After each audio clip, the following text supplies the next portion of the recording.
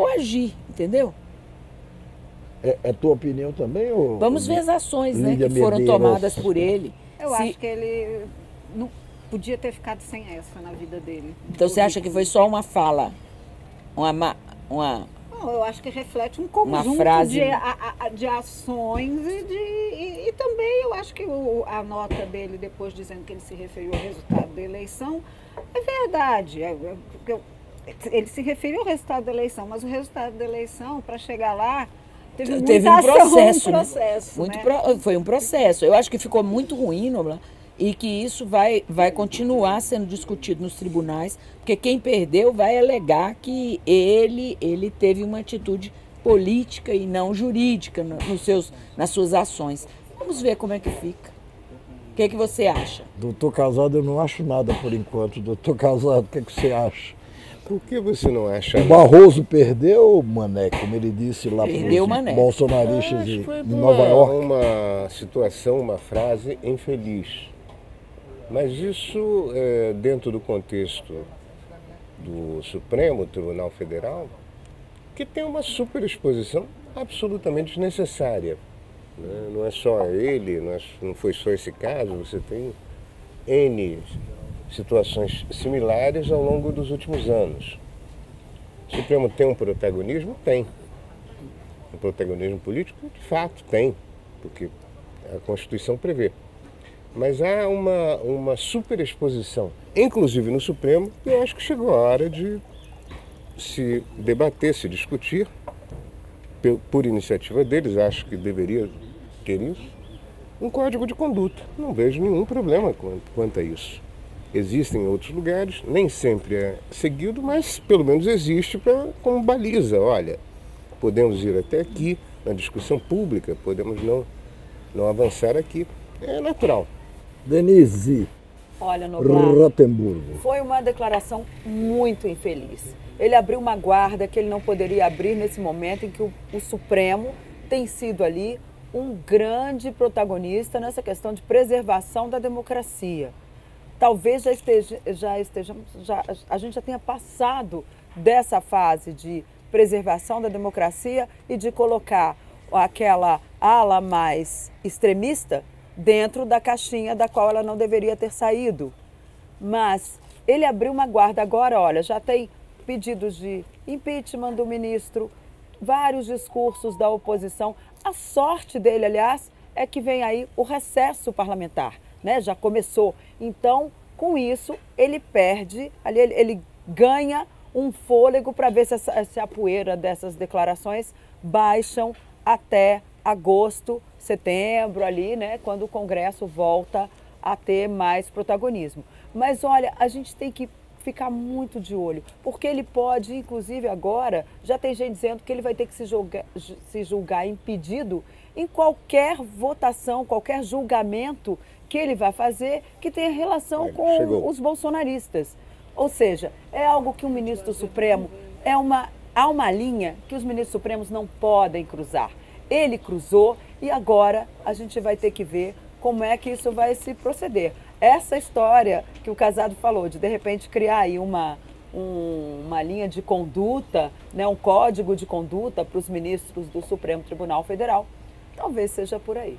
Agora, me diga uma coisa, o que é que a Dilma diria ao Barroso nessa situação? No que se refere. No que se refere, só isso? No que se refere a palavras e a atos, nós temos de ter cuidado. Você fez uma dilmice. Eu diria que você cometeu uma dilmice. Vocês querem saber o que é que eu penso sobre isso? Claro.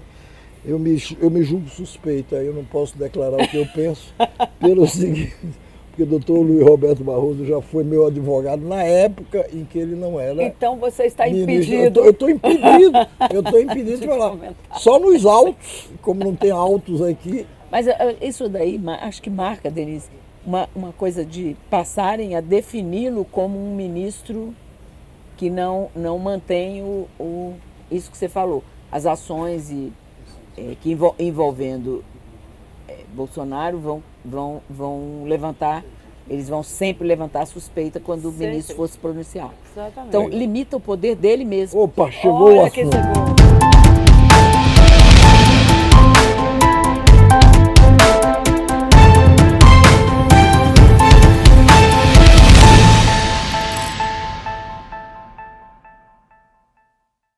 Declaro aberta mais uma sessão da Confraria do Brito. O entrevistado de hoje é o presidente do Tribunal de Contas da União, o ministro Bruno Dantas, baiano, de 45 anos, como eu já adiantei.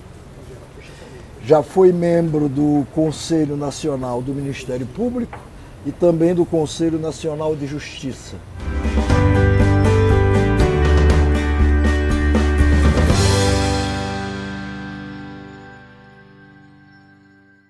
E a Wanda quer começar hoje lhe provocando. Ministro, uma alegria estar aqui, bem-vindo. O senhor, com base em declarações do senhor, eu vou lhe perguntar, é possível que a gravidade dos episódios envolvendo o ex-presidente Jair Bolsonaro levem a uma nova decisão a respeito dele e que a inelegibilidade possa ser estendida, ficar maior, chegar a 2030, por exemplo?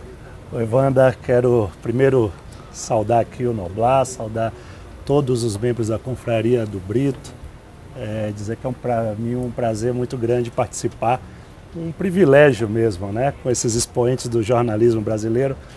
E, Noblar, quanto ao menino Bruno Dantas, eu lembrei de uma frase do presidente Sarney, quando eu, muito jovem, com 25 anos de idade, fui aprovado no concurso público do Senado, em primeiro lugar, e o presidente Sarney tinha pedido ao consultor-geral, que era o Sérgio Pena, uma consulta oral sobre um determinado tema. E aí o Sérgio Pena me enviou para atender o presidente Sarney e ele chegou e falou assim, ué, mas cadê o consultor? Veio um estagiário? Eu falei, não, presidente, eu sou o consultor legislativo mesmo. Eu falei, não, mas não se preocupe não, que a idade é um problema que o tempo resolve. Então não se preocupe com isso, que eu não, depois de tanto tempo sendo chamado de menino, eu já não me preocupo, mas não me ofendo. Menino com currículo já. Mas começando, Wanda, respondendo a tua pergunta, nós temos uma decisão judicial, que é do Tribunal Superior Eleitoral, de caracterizar um abuso de poder político com uma condenação. E aí, lá nos finalmente, né, da decisão do TSE, no voto do ministro Benedito Gonçalves, ele encaminha para uma porção de instituições, dentre elas o TCU. O que a lei diz? A lei da ficha limpa diz com todas as letras que quando um gestor público tem as suas contas rejeitadas pelo Tribunal de Contas, ele se sujeita a uma inelegibilidade pelo prazo de 8 anos, aí aqui está o pulo do gato, a partir da data da decisão. No caso da decisão do TSE, existe uma outra regra na lei. A lei diz que é a partir da data da eleição, portanto, estamos falando de 6 de outubro do ano passado. Então, a decisão do TSE gera uma inelegibilidade de 8 anos a partir de 6 de outubro de 2022. No caso de uma eventual decisão do TCU, serão 8 anos a partir da decisão do TCU, que pode ser no final do ano, pode ser no ano que vem. Então, esses 8 anos serão contados a partir dessa decisão. Agora, tem uma preliminar, nós gostamos de falar no juridiquês, tem uma preliminar que é importante. O TSE, ele reconheceu a ilegalidade daquela reunião, mas existe uma regra escrita no TCU, e é claro que é importante que os tribunais sigam as regras pré-estabelecidas, de que o tribunal não abre tomada de contas especial quando o valor do dano é inferior a R$100 mil. Isso vale para prefeitos, isso vale para secretários municipais, vale para secretários estaduais, vale para governadores, vale para ministros de Estado e vale para o presidente da República também. Então, o que nós teremos que fazer é, ao receber essa documentação do TSE, já chegou para nós, foi sorteado o ministro Jonathan de Jesus, que vai pedir a opinião da área técnica do TCU, são auditores experientes, concursados, com garantias de independência assegurada na lei, e esses auditores eles vão examinar, primeiro, a decisão do TSE, né, que todos nós já conhecemos, mas segundo, qual é o dano que eventualmente foi causado naquela reunião. Vejam que o TSE declarou apenas o aluguel do som, em cerca de R$12 mil. Mas pergunta-se, e o equipamento de TV? Isso não deve ser contabilizado? O aluguel do prédio público onde foi realizado? A hora de trabalho dos servidores que estavam ali alocados? Então isso tudo vai ser examinado pelos auditores e aí sim eles vão fazer uma proposta para o ministro Jonathan de Jesus, que pode ser ou de arquivamento, caso inteira que não supere esse valor de R$100 mil, ou abertura de uma tomada de contas especial. Agora, ministro, presidente, eu tenho uma coisa que eu não entendo. Por que o TCU que tem que analisar isso, Tribunal de Contas da União, e não a Justiça Comum?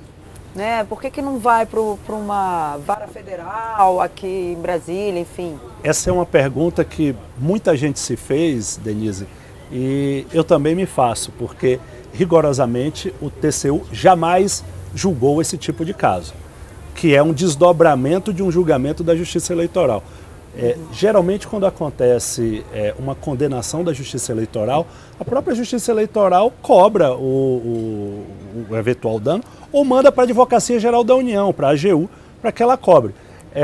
A Justiça Eleitoral jamais quis compartilhar com o TCU essa prerrogativa, né, de cobrar aqueles danos que foram causados em razão de atos eleitorais. Evidentemente que essa é uma questão que nós teremos que examinar também. Agora, isso é uma inovação ou isso já está previsto legalmente, nunca foi feito porque se esqueceram aí dessa possibilidade? Não acho que se esqueceram. Eu acho que, historicamente, o TSE sempre foi muito cioso das suas responsabilidades. Então, eles cuidavam do A ao Z das suas competências. Neste caso, o relator, o ministro Benedito Gonçalves, ele encaminhou, e não foi só para o TCU, né, justiça seja feita. Ele mandou para outros órgãos, Receita Federal, mandou para a Polícia Federal, mandou para uma infinidade de órgãos. O certo é que o TCU nunca fiscalizou gastos relacionados a eleições. Por quê? Porque a Constituição estabelece que esses gastos são da competência da Justiça Eleitoral. Entretanto, como o TSE profere uma decisão judicial, não somos nós que vamos recorrer da decisão do TSE. Nós somos uma instituição, um órgão administrativo. Se há uma decisão judicial, nós vamos, evidentemente, examinar. Aí sim, dentro da nossa competência, está lá, artigo 71 da Constituição, somos muito bem treinados em ler o artigo 71 e aplicar o que está na Constituição. Ok, ministro, muito obrigada.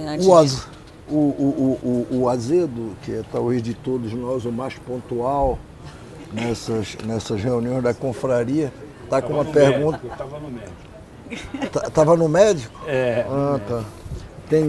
Ele sofre de unha encravada. Pegar um laudo de risco cardiológico pela convivência. Para sobreviver à confraria. Para sobreviver à confraria. Mas o estresse acaba que aumenta o risco. O Azedo, então, nós lhe suspeito, concedemos a deixou ele palavra até em uma justa homenagem a toda a sua trajetória. Se você quiser fazer alguma pergunta ao ministro, desde já. Sim. Ministro, primeiro desculpe, né? Esse atraso aí de 5 minutos. Eu gostaria de fazer uma pergunta com relação às prestações de conta do ex-presidente Bolsonaro. Por que eu estou fazendo essa pergunta? Porque, à medida que os dias vão passando e a investigação sobre o 8 de janeiro vai sendo feita, etc., vão aparecendo indícios de que havia muita não conformidade, como se diz no jargão, né, das auditorias, na prestação, na execução financeira do governo federal. Era meio vale tudo o negócio. Inclusive com relação ao cartão. Hoje mesmo o Noblar, eu li o Noblar, deu uma nota falando do cartão do Mauro Cid, lá, do tenente-coronel, despesas que a primeira-dama Michele mandava ele pagar. Então eu gostaria assim, de ter um panorama. Como é que estão essas contas? Tem alguma conta que já foi aprovada? Elas já estão em exame? O que tem com relação a isso? Ótima pergunta, Azedo. Obrigado. Quando a gente fala de contas do presidente da República, tem dois tipos de conta. Uma é a conta da presidência da República, que é o conjunto de ministérios e da presidência da República. Essa já foi julgada, o TCU aprovou com ressalvas, porque considerou que aquilo que estava previsto na Constituição, referente a PEC kamikaze, PEC de precatórios e tudo isso, o governo executou o que o Congresso havia estabelecido na Constituição. Se houve erros, foram erros compartilhados com o Congresso e, portanto, não haveria de se falar em uma desconformidade da legislação com o que foi executado. Agora, existe um outro tipo de conta, que me parece que é isso que você quer saber, que é a da gestão do Palácio. Essa conta não é propriamente do presidente. Existem gestores públicos que ficam com a responsabilidade, inclusive, de portar o cartão corporativo. Existe uma auditoria que o TCU fez no ano de 2021 e nós fazemos auditorias todos os anos no cartão corporativo da Presidência da República. Essa ainda está em curso, nós precisamos ver o detalhamento. Claro que nós temos visto uma série de informações que estão saindo e isso tudo vai ser checado pelos auditores. Agora, é importante também a gente lembrar, Azedo, que historicamente nenhum presidente da República quis regulamentar o uso do cartão corporativo. E isso, evidentemente, que limita a fiscalização do TCU. Porque o que pode ser comprado com cartão corporativo, o que não pode? Nós já vimos no passado ministro de Estado ser alvo de um escândalo porque comprou uma tapioca com cartão corporativo. Veja, ali não tinha ilegalidade, mas tinha uma imoralidade. E isso foi execrado pela opinião pública, enfim, foi motivo de piada por muitos anos, porque a sociedade entendeu que não fazia sentido isso. Agora, não existe na lei uma regra que diga, olha, o ministro não pode fazer um lanche com cartão corporativo. Por quê? Porque, infelizmente, nunca houve uma regulamentação, e isso naturalmente limita... Estava previsto que haveria essa regulamentação, eu estou dizendo. Quando se criou né, havia, antes do cartão corporativo, Noblar, isso é importante lembrar aqui, né, embora menino, eu já vi muita coisa. Antes havia uma coisa chamada suprimento de fundos. Suprimento de fundo é o seguinte, você tem um funcionário do órgão público que recebe uma dotação em dinheiro, ele recebeu o dinheiro para gastar naquelas situações mais emergenciais. O presidente da República está se deslocando. Nós não temos na vida real. Exatamente. Não tem ninguém para... Exatamente. O TCU entendeu que o suprimento de fundos era problemático, porque aí sim é muito mais difícil você controlar como o papel moeda está sendo usado. O sujeito vai lá e declara que pagou um almoço para o presidente, quando na verdade comprou outra coisa. Né? Com dinheiro você não consegue ter essa rastreabilidade. O TCU, muitos anos atrás, determinou que esse suprimento de fundos fosse feito majoritariamente por meio de cartão corporativo. Para quê? Para ter essa rastreabilidade. Entretanto, quando foi feito a transferência do modelo de suprimento de fundo para cartão corporativo, não foi feita uma regulamentação do que é legal e o que é ilegal. Mas cabe ao TCU ou ao Palácio? Cabe ao Palácio, por decreto, fazer uma regulamentação. Nunca foi feito. Presidente fez. Nenhum presidente nunca fez. Já foi cobrado agora do presidente Lula? Alguém já cobrou isso dele? Não, na verdade isso começa com o Fernando Henrique, que nunca regulou, Lula nunca regulou, Dilma nunca regulou, Temer nunca regulou, Bolsonaro nunca regulou e Lula... Nós estamos falando de quanto aproximadamente por ano? Olha, como são alguns servidores que recebem, veja, por exemplo, no Ministério, como o Ministério da Educação, deve ter 1 ou 2 servidores que têm esse cartão corporativo. Na Presidência da República, alguns cartões corporativos havia. No ano passado, nós, na auditoria que nós fizemos, identificamos algo em torno de 78 milhões de reais. Milhões. Milhões de reais. Porque as compras do Palácio são feitas com cartão corporativo. Imagina, as refeições que se servem no Palácio da Alvorada, as refeições que se servem no Palácio do Planalto, são compradas com cartão corporativo. Eles não fazem uma licitação específica para aquisição de arroz, feijão, macarrão. É comprado com cartão corporativo. Então, por isso... É uma questão de segurança também, né? O GSI determina que não possa ser feito por uma licitação, porque tem uma questão de segurança nacional do presidente da República. Mas essas compras exigem pelo menos nota fiscal. Sim, sem dúvida. Tudo isso tem que estar na prestação de contas. O que se tem falado, nesse caso do antigo ajudante de ordem do ex-presidente Bolsonaro, era que ele sacava dinheiro na boca do caixa com o cartão corporativo. Aí é uma prática completamente diferente, porque se o cartão corporativo existe para que haja rastreabilidade, sacar na boca do caixa é o oposto do que os órgãos de controle querem desse suprimento de fundos. Né? E qual o volume disso? Nós não temos ainda esse número, porque isso é algo que surgiu agora. Na auditoria do ano passado, nós não atentamos, quer dizer, eu pelo menos, né, não me recordo o volume disso, porque eram auditorias que eram julgadas em sessão sigilosa do TCU, porque trata de questões importantes para a segurança nacional. Então, certamente tinha um volume lá que eu não me recordo assim de cabeça. O tenente-coronel, eu digo, Mauro Cid, disse que ele usava muitas vezes o cartão corporativo para pagar despesas até de familiares da primeira-dama. Isso pode? Isso é razoável, é legítimo? Tem cobertura legal para isso? Isso definitivamente não, Noblar. Mas me parece que há duas situações aí que precisam ser diferenciadas. E, de novo, eu falo isso não por ter examinado a documentação, mas pelo que li na imprensa. Tudo indica que o coronel Mauro Cid, ele tinha o cartão pessoal do ex-presidente Bolsonaro com a senha e tinha o cartão corporativo. Com o cartão pessoal do presidente Jair Bolsonaro, ele sacava dinheiro no banco para, em dinheiro, pagar as despesas pessoais do presidente que não poderiam ser pagas com cartão corporativo. E o cartão corporativo servia para aquelas despesas do palácio, as despesas que eram cobertas por esse suprimento de fundos que a própria lei permite. O ponto que é preciso nós sabermos e aprofundarmos, e eu não tenho condições de responder aqui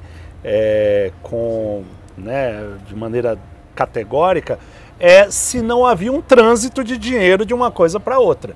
Porque ele, ao declarar que pagava despesas de familiares da primeira-dama, com certeza absoluta ele não poderia fazer isso com o dinheiro do cartão corporativo.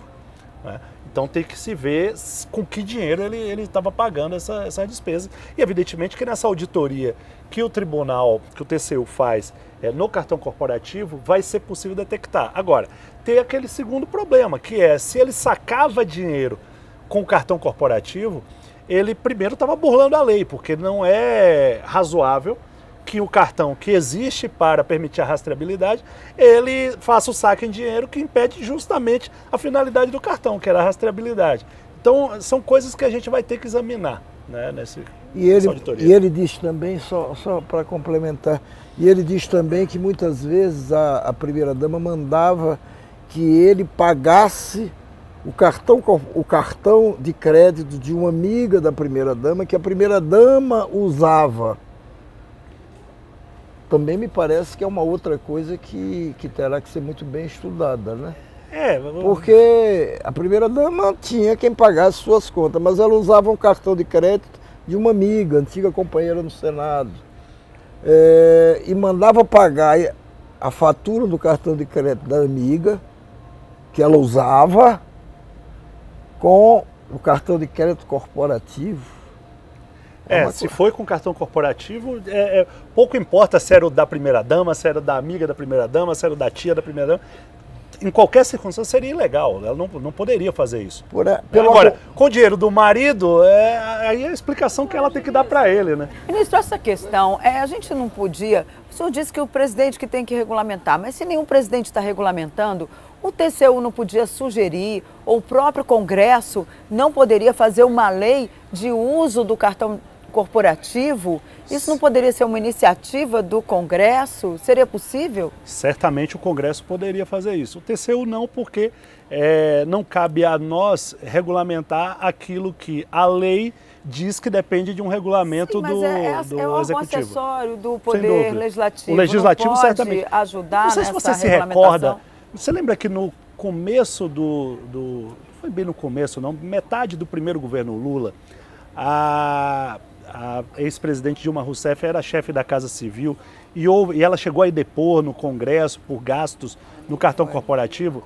Naquela época, se eu não me engano, o Congresso propôs um projeto de lei para regulamentar. Isso não foi à frente, né? Se viesse hoje, certamente seria muito bem-vindo. Deve estar perdido lá em alguma gaveta. Provavelmente. Esse tópico que estamos falando até agora, pela sua estimativa, envolve algo de 70 a 80 milhões de reais por ano.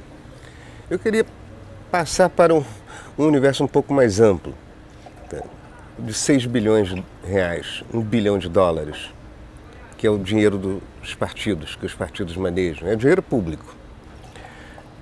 Dentro desse universo do setor público, que é muito amplo, né, dos gastos públicos, talvez este seja o nicho mais obscuro das contas nacionais.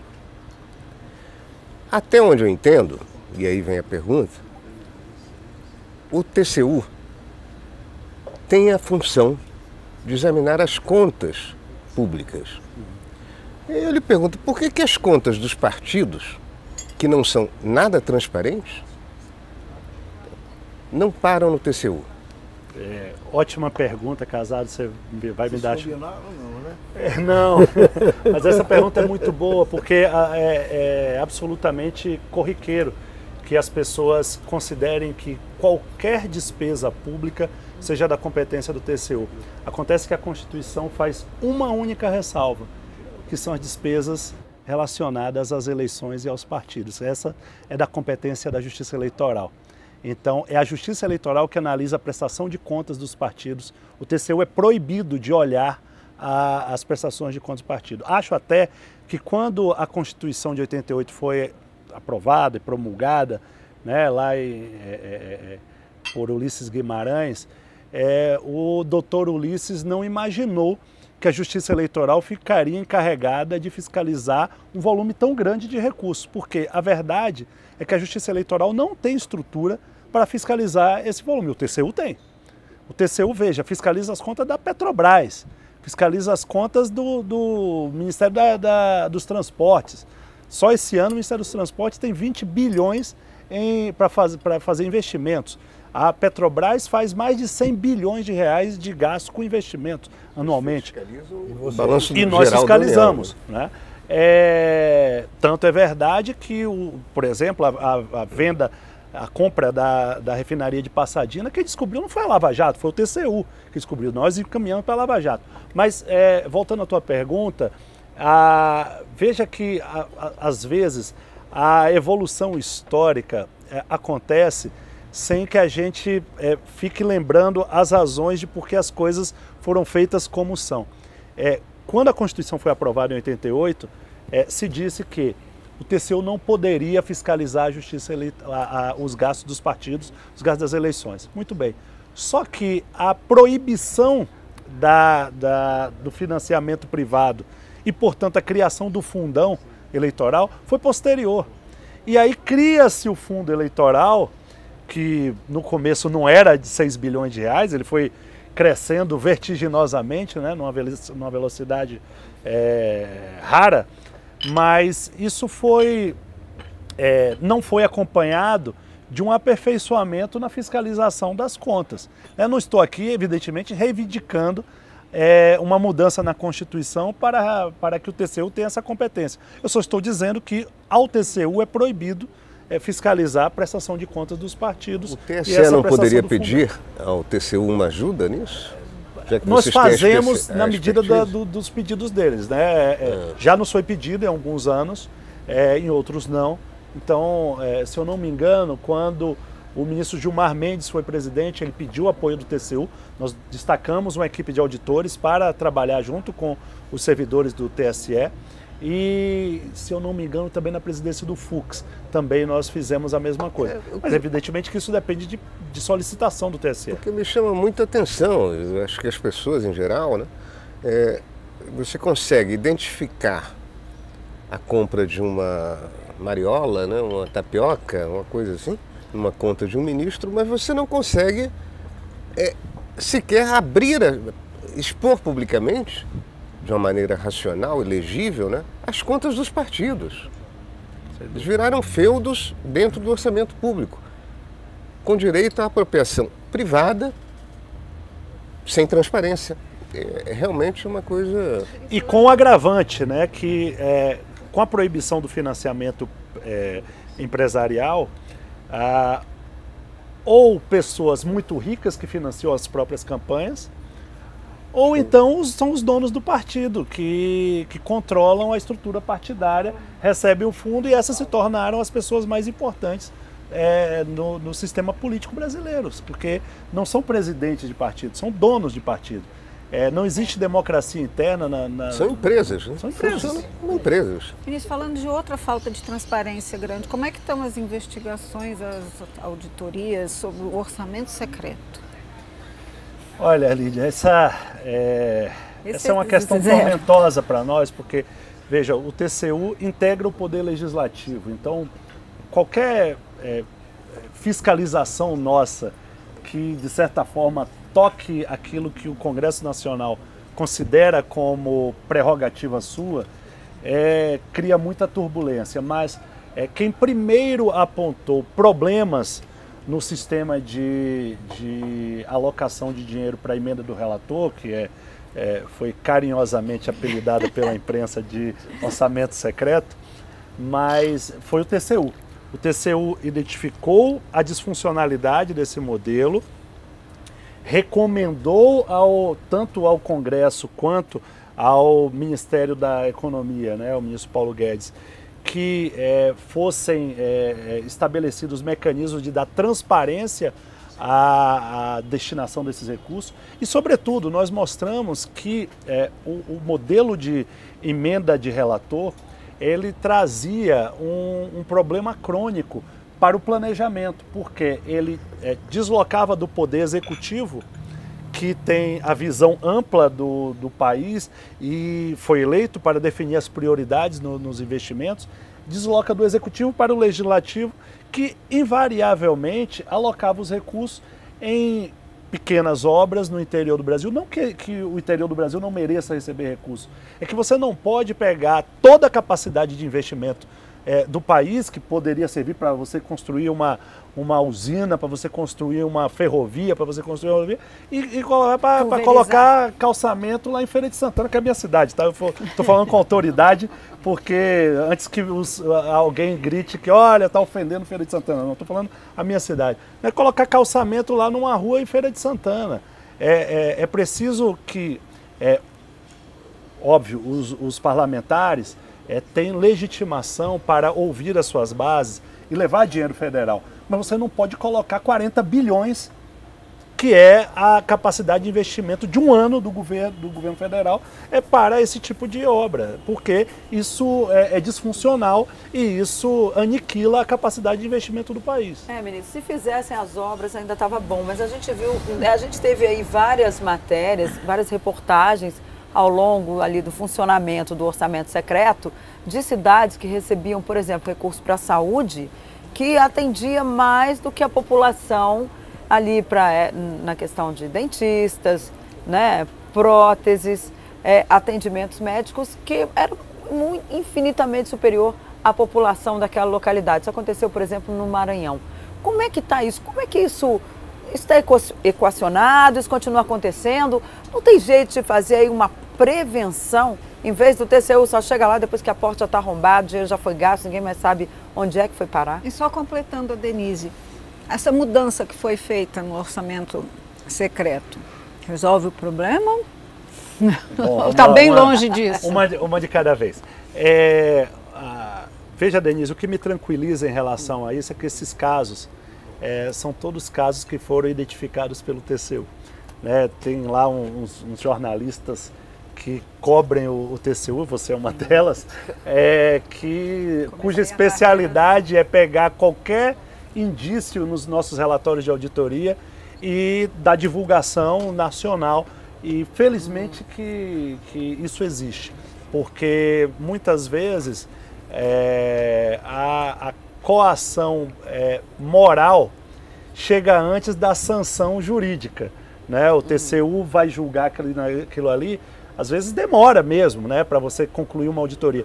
Mas o indício que vai parar no jornal, o constrangimento é imediato. Então, se a imprensa, cumprindo muito bem o seu papel, estampa o rosto do deputado que colocou uma emenda para um prefeito fraudar o uso daquele dinheiro público, né, numa cidade que tem 15 mil habitantes, ter lá 20 mil próteses. É evidente que tem uma fraude aqui, né, mas o certo é que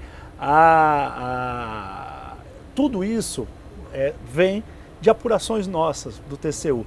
É bem verdade que quando nós falamos de dinheiro que vai para a ponta, para municípios, existe também um papel importante dos tribunais de contas dos estados, que se no passado tinham muitas dificuldades para fazer a fiscalização, nos últimos anos eles têm se inspirado muito na atuação do TCU, eles têm estado muito próximos a nós e felizmente eles têm dado boas respostas. Com isso nós conseguimos ampliar o nosso raio de fiscalização. O TCU, Denise, Lídia, tem 1.500 auditores. Pode parecer muito, mas nós temos 5.600 municípios e todo município brasileiro recebe dinheiro federal. Então é óbvio que não tem gente suficiente para tanto dinheiro público que precisa ser fiscalizado. Então o que a gente tem investido muito? A gente tem investido primeiro em tecnologia. Agora eu estou contratando, como presidente do tribunal, estou abrindo um concurso de startups para usar uma possibilidade que tem na lei, que é trazer essa molecada boa de tecnologia para olhar o seguinte: olha, o TCU tem essas bases de dados aqui, como é que eu chego lá na ponta, como é que eu consigo mostrar para o Brasil esses números, porque não adianta o TCU contratar 10 mil auditores. Eu digo sempre, eu quero ter 203 milhões de auditores. Eu quero levar à população brasileira instrumentos para que ela fiscalize. Vou contar uma história aqui que é muito interessante. Eu estive no Peru no ano passado e o controlador-geral do Peru me mostrou uma experiência que eles têm lá. A Controladoria do Peru desenvolveu um aplicativo que é obrigatoriamente instalado em todos os tablets que foram distribuídos para as crianças estudantes lá no Peru na época da pandemia.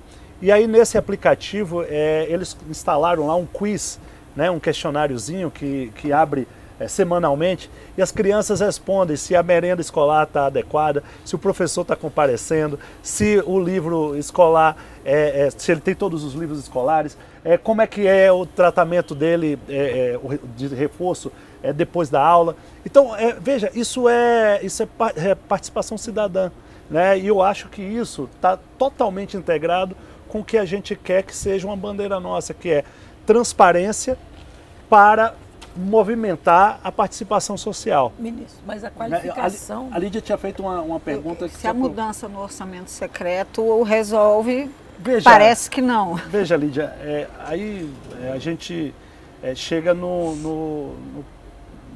na raiz do problema, né? As emendas parlamentares são um instrumento constitucional criado pelo Congresso e que atende os parlamentares para destinar recursos para suas bases.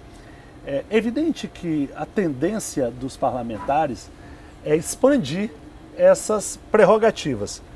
Quando os parlamentares se deparam ou com um governo fraco ou com um governo que não tem aptidão para a negociação política, eles avançam mais ainda. Foi assim que brotou o modelo de emenda do relator. Foi preciso, não o Congresso perceber que estava conduzindo o país para algo muito ruim ou o Executivo reagir. Foi preciso o Supremo Tribunal Federal declarar a inconstitucionalidade do modelo, o que é uma medida muito drástica, né? O Supremo declarar a inconstitucionalidade de uma emenda constitucional, né? Então, o Supremo fez isso e aí restou o modelo de RP2, né? Que são as emendas que são individuais e que cabem ao Ministério fazer a liberação do fluxo desse dinheiro. De certa forma, isso devolve ao Poder Executivo uma certa capacidade de planejamento. Mas se a emenda é obrigatória, o máximo que o governo pode planejar é se vai executar no dia 1º de janeiro ou no dia 31 de dezembro. Mas que ele tem que executar, ele tem, né? Você acha que esse orçamento obrigatório então não resolve mais. É uma tendência que veio para ficar e vai aumentar até o Congresso ter 100%? Eu acho que o Brasil vive de soluços, político, né? Eu acho que o Brasil vive de soluços. Eu acho que um presidente como Fernando Henrique, ele tinha uma interação maior com o Congresso. Lula 1 e Lula 2 teve uma interação maior com o Congresso. Dilma já teve dificuldade, Michel Temer foi alvejado e precisou entregar o governo para o Congresso para poder sobreviver. Bolsonaro nunca tentou conviver com o Congresso. Então eu acho que a gente precisa ver qual será o próximo soluço. Eu só espero que não seja outro grande escândalo de corrupção, porque quando se criam regras de descontrole, veja, uma coisa é o descontrole, outra coisa é quando você cria a regra para descontrolar. As regras de descontrole, elas invariavelmente conduzem a escândalo de corrupção. Por vezes o escândalo de corrupção é a mola propulsora de um aperfeiçoamento. Ministro, o país foi muito... Posso dar várias, mas uma é a emenda dos precatórios. O ministro Paulo Guedes identificou que havia um problema, né, um volume muito grande de precatórios para ser pago, e ele não queria se responsabilizar por aquilo. O que é que se fez? Aprovou-se uma emenda constitucional, os parlamentares não podem ser responsabilizados pelos seus votos, então aprovou-se uma emenda constitucional constitucionalizando a pedalada. Se o governo tivesse feito aquilo, o executivo pode ser responsabilizado. Mas quando você entrega o orçamento inteiro para o Congresso e em troca pede que sejam constitucionalizados absurdos, acontece, né? Então essa foi uma regra de descontrole. Outras regras de descontrole foram a PEC Kamikaze, por exemplo, em que o governo projetou um benefício fiscal para o período eleitoral, mas a lei eleitoral não permite. Poxa, mas se você fez por emenda constitucional, quem vai dizer o que prevalece, a emenda constitucional ou a lei eleitoral? A emenda constitucional é maior que a lei. Então são exemplos, né? Exemplo de absurdo seria também, não digo de lei de descontrole, eu digo de absurdo, seria também um partido político como o PL, no caso, poder pagar as contas, salário de um ex-presidente da República como Bolsonaro. Eu acho que isso está lá em discussão com vocês, né? Veja, existem regras que a lei que institui o fundo partidário estabelece, né? Claro que o partido tem o direito de ter seus funcionários. A questão que se coloca é saber se esse funcionário está trabalhando mesmo, se o salário dele é proporcional à média de mercado, porque se o dinheiro é público, essa prestação de... Mas aí que está, de fato chegou para nós um pedido do Ministério Público para avaliar essa questão. Esse processo ainda não foi examinado pelo relator, foi sorteado o ministro Benjamin Zinler, mas eu estou no TCU há quase 10 anos e eu nunca vi um caso como esse. De novo, me parece que a questão afeta a Justiça Eleitoral, que é quem fiscaliza o uso do fundo partidário. Ministro, o país foi muito surpreendido com escândalos de movimentação de dinheiro público, Petrolão, Mensalão. Eu acho que a sociedade ficou muito ferida com essa história de tudo ser descoberto, como disse a Denise, depois da porta arrombada. Bom, nós vivemos períodos com esses escândalos agora. O que foi feito no âmbito do TCU para prevenir, sanear, moralizar, punir esses escândalos? Essa pergunta é boa porque me permite voltar um pouco no tempo. Veja que a Petrobras, que foi a grande sede dos maiores escândalos de corrupção do Brasil. E sempre reclamou das auditorias do TCU, né? Entrou inclusive com várias ações lá no TCU. Você já respondeu por não mim, Denise. Você já respondeu por mim. A Denise, que cobriu tudo isso, se recorda que nos últimos meses do governo Fernando Henrique, estamos falando ali de 2002, Fernando Henrique edita um decreto com o intuito mais nobre do mundo, que era permitir que a Petrobras competisse com petroleiras internacionais. Então dizia a exposição de motivos do decreto. Como é que a Petrobras vai competir no mercado internacional se subordinando a regras de licitação ortodoxas, não é? Sem ter agilidade? Como é que você contrata uma plataforma de petróleo? Como é que você contrata uma máquina de perfurar, imagina, o fundo do mar a 3.000 metros de profundidade, uma sonda para identificar se tem ou não tem petróleo ali, se tem rocha, se não tem. Como é que você contrata isso por meio de licitação? Fernando Henrique aparentemente tinha um intuito nobre. O TCU fiscalizava a Petrobras nessa época e tentou fiscalizar a Petrobras depois do decreto, dizendo, olha, o que o decreto diz é que você não precisa fazer uma licitação como está na Lei 8666, mas você tem que fazer uma concorrência, tem que mostrar que uma tomada de preço, tem que mostrar que você... Como as privadas fazem. O que a Petrobras faz? Questiona a auditoria do TCU, vai ao Supremo e o Supremo proíbe o TCU de entrar na Petrobras. Isso já em que governo? Isso em 2002 ainda. Ainda em 2002? Ainda em 2002. E essa decisão do Supremo valeu por mais de 10 anos. E aí o petrolão veio aí, né? O petrolão veio aí. Já foi revertido. Foi revertido. Sim, mas o que as medidas que o senhor elencaria de prevenção, Quando essa decisão do Supremo foi revertida, o TCU voltou a fazer fiscalizações na Petrobras. Então, por exemplo, quando como é que é o nome dele? Foi chefe da Casa Civil do Fernando Henrique, foi presidente da Petrobras? Pedro Parente. Pedro Parente, foi presidente da Petrobras. Ele vendeu algumas refinarias, não é? Alguns ativos da Petrobras. O TCU embargou porque mostrou que eles não tinham feito uma concorrência. Falou assim, olha, você quer vender? Faça pelo menos uma concorrência, não é obrigado a seguir a Lei 8.666. Faça aqui uma convocação, uma licitação internacional, ainda que seja mais aberta, mas você não pode convidar o sujeito para comprar o patrimônio público, como era feito, né? Por conta dessa decisão. No limite da irresponsabilidade. Então, o que nós fizemos a partir do petrolão e quando o Supremo se deu conta que tinha criado aquele monstro, não deliberadamente, claro, mas ao impedir que o TCU fizesse o seu trabalho, o TCU passou a exigir da Petrobras regras de governança, e todas elas foram consagradas nas grandes na lei obras, das estatais.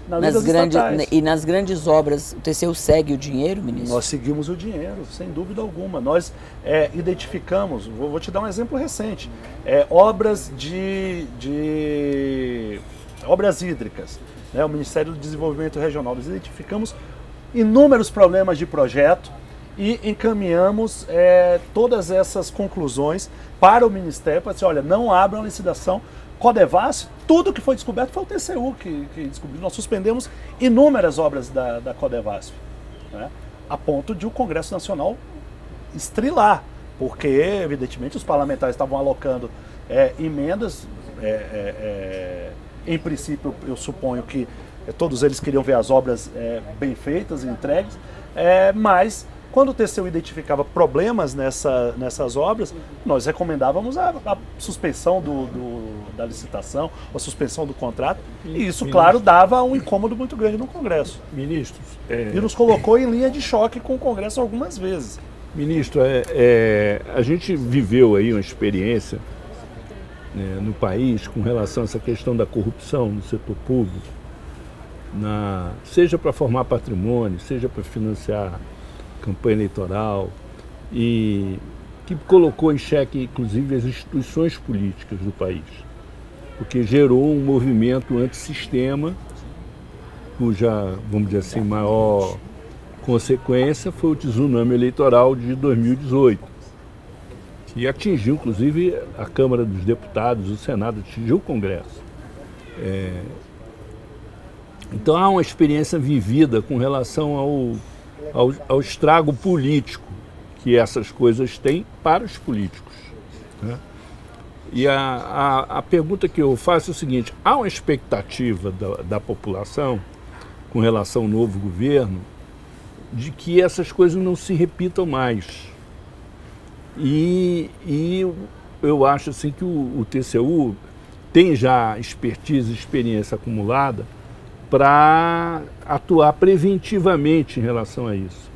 Assim, em dois níveis. A gente vive uma revolução tecnológica.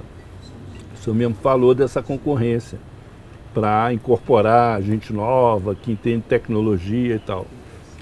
O que pode ser feito em termos de tecnologia para simplificar a contratação, padronizar os contratos de serviços, fiscalizar esses contratos e dar transparência a eles? Azedo, de fato nós estamos vivendo um momento único, porque historicamente as fiscalizações eram feitas com uma base analógica, né? O papel digitalizado, mas não era uma forma digital de se trabalhar. Não tinha algoritmo. Não é nem algoritmo. Veja, é quando você transporta o processo de trabalho do papel para o computador, mas você continua fazendo as mesmas rotinas como se estivesse no papel. O PDF. O PDF, exatamente. E nós estamos finalmente nos desapegando dessa cultura analógica.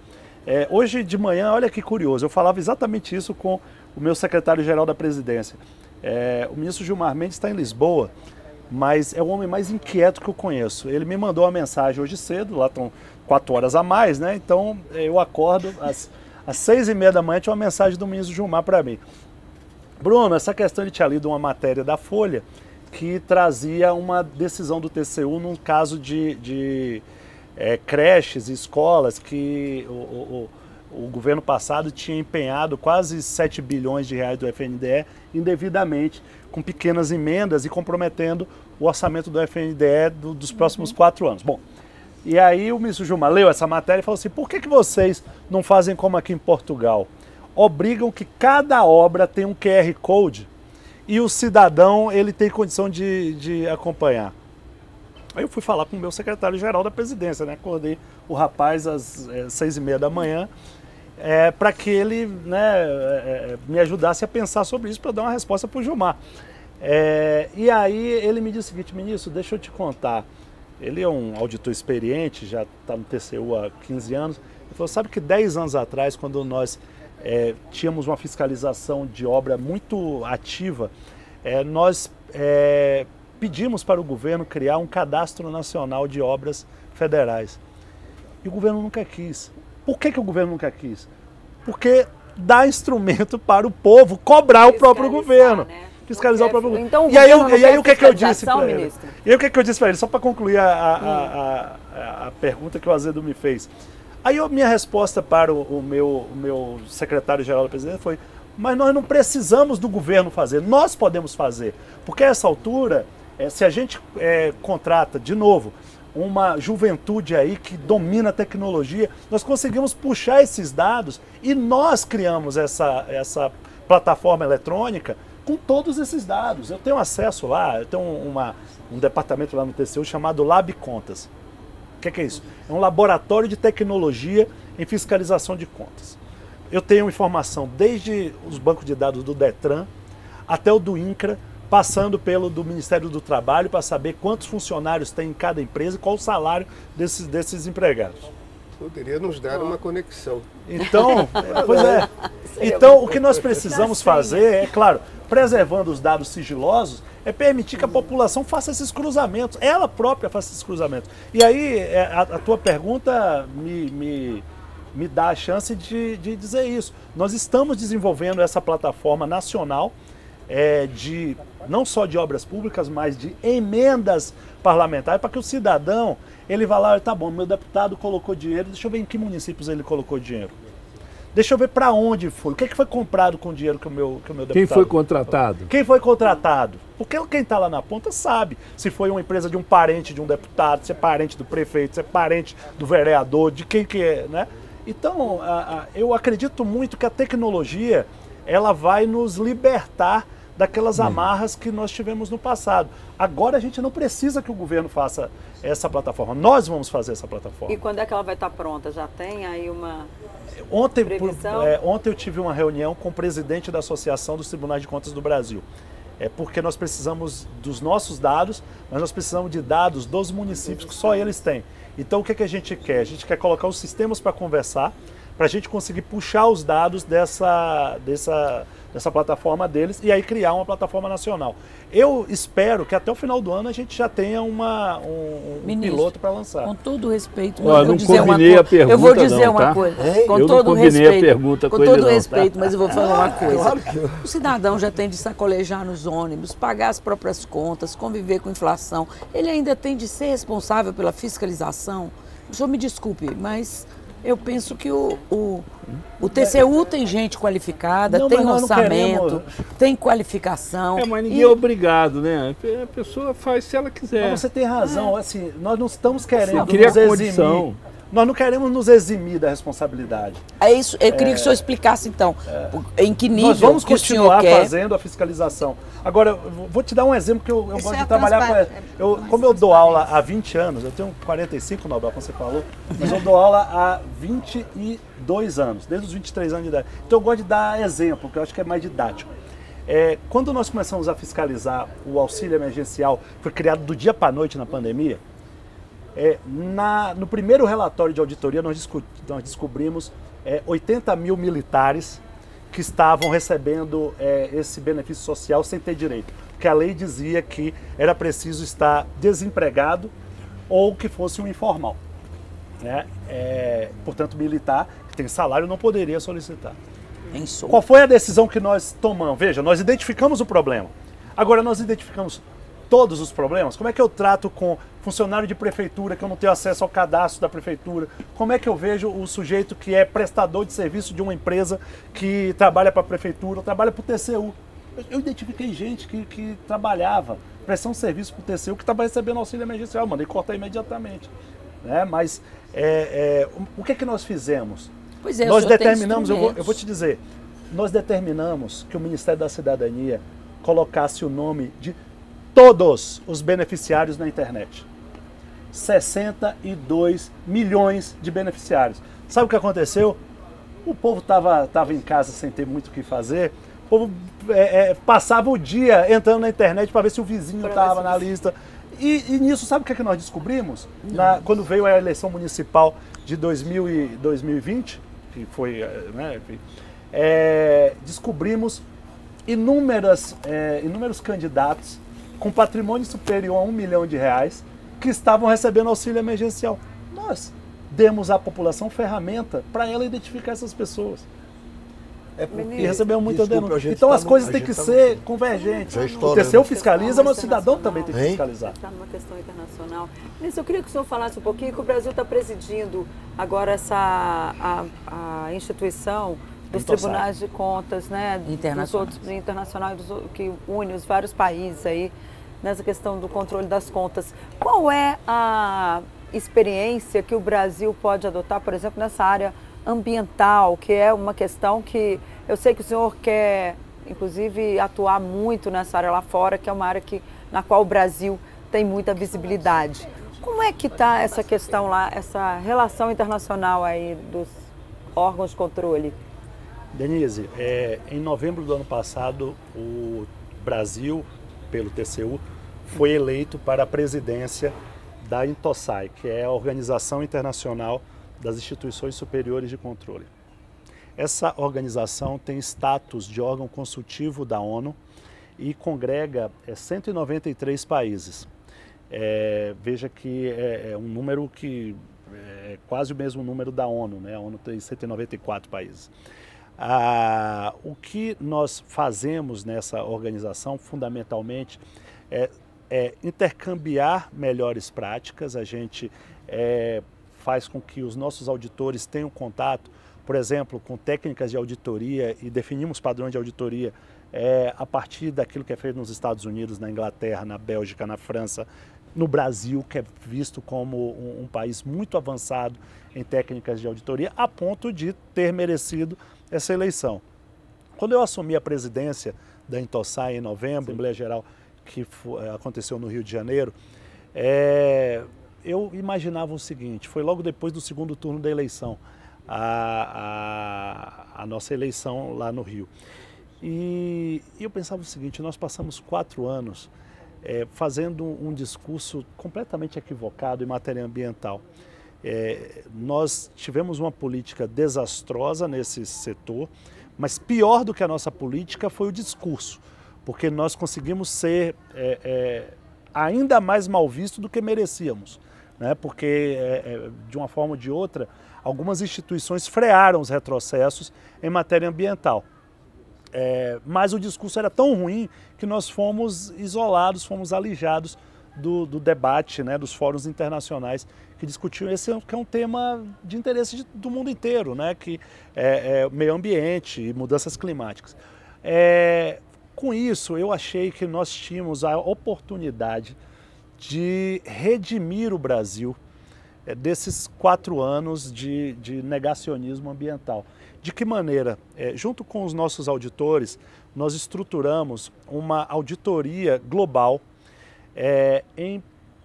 na atuação dos governos para combater as mudanças climáticas. E aí nós lançamos, no começo do ano, aquilo que nós chamamos de Climate Scanner, né? O scanner do clima. O que é o scanner do clima? É uma plataforma eletrônica que vai ser alimentada pelos tribunais de contas do mundo inteiro, esses 193 países, dividido em 3 eixos, 3 grandes eixos: políticas públicas, governança e financiamento. Então, primeiro, saber como é que cada país está atuando internamente para atender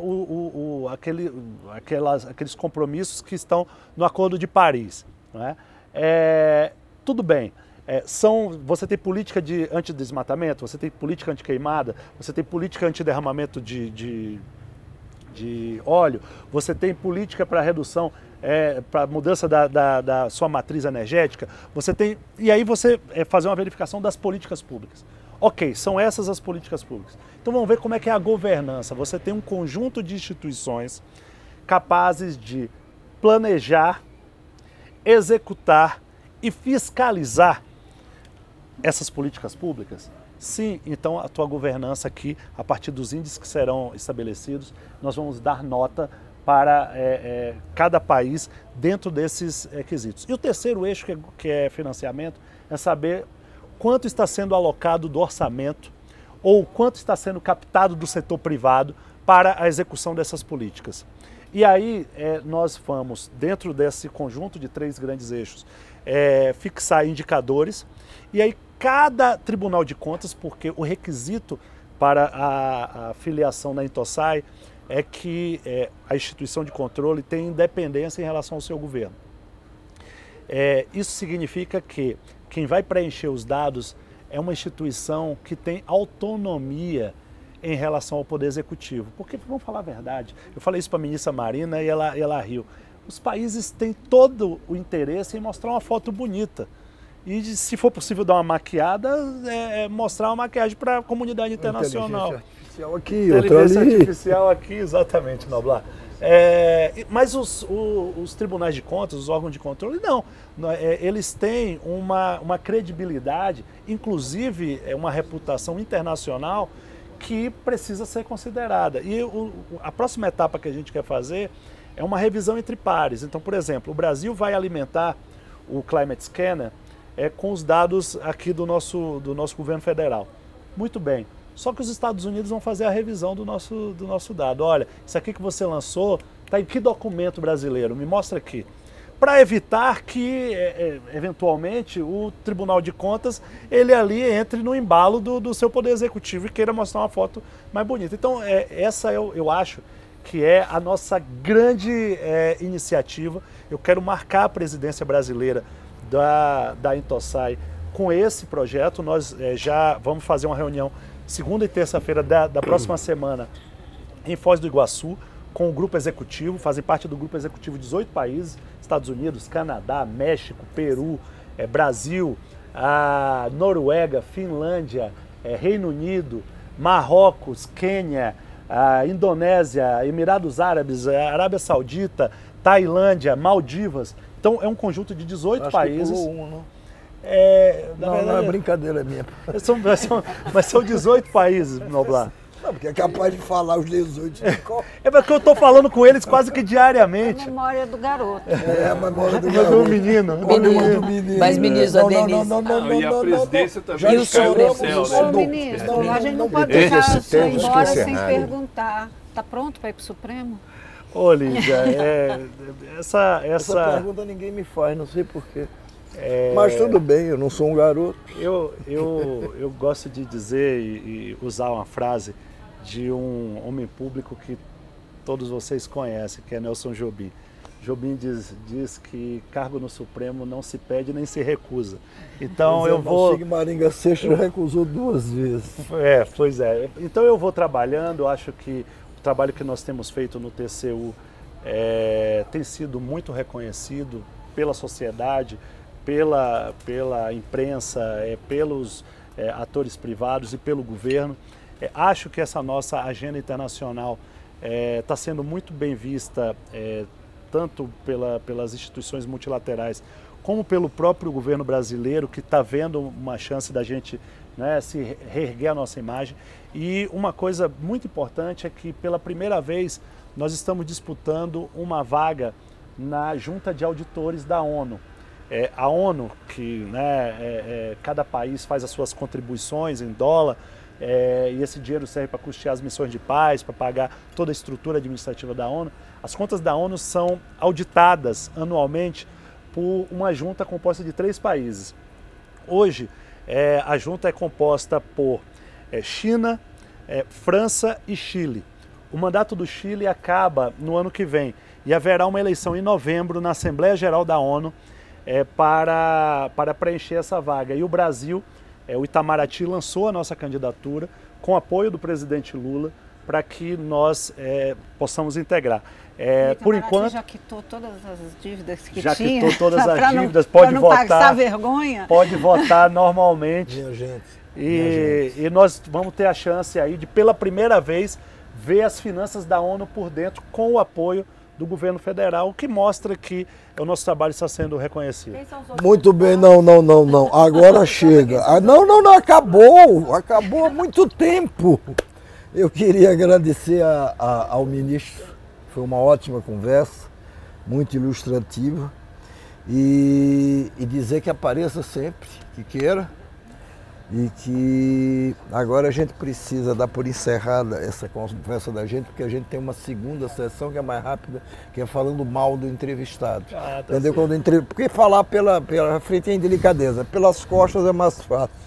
Então, muito obrigado. Eu que agradeço, Noblar. Muito obrigado. Você deixou o convite em aberto, eu vou voltar. Por favor. Assim que eu chegue ali, eu almoço e aí finjo que estou por aqui e sento aqui na mesa. Antes de virar ministro do Supremo, se possível.